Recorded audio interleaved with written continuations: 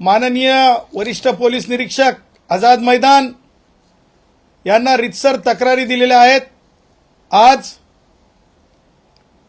कारण कायद्याचा भंग ज्या प्रकारे झालाय, ज्या प्रकारे लोकांना त्रास दिला चाललाय, ज्या प्रकारे रस्ता रोको केला चाललाय, ह्या सगळ्या बाबी अत्यंत गंभीर आहेत। सर्वोच्च न्यायालयाने दिलेल्या शहाणी विरुद्ध सरकार या खटल्याच्या विरुद्ध आहेत। त्याचबरोबर म्हणजे त्या खटल्यात दिलेल्या निर्देशांचं पालन न करणारे आहेत।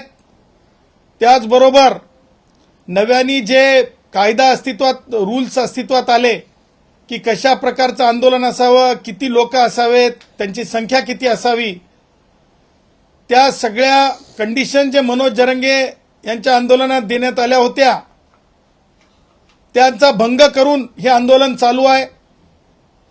मनोज जरंगे कायद्यापेक्षा मोठा नाही।